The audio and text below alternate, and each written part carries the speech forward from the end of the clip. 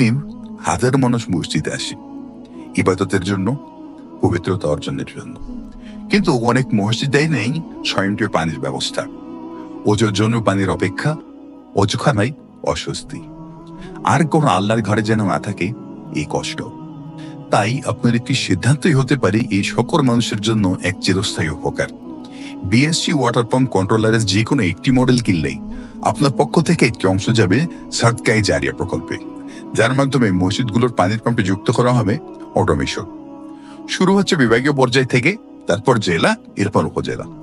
ধাপে ধাপে আমরা গড়ে তুলছি একটি ইসলাম সেবা ভিত্তিক ইসলামী অবকাঠামো।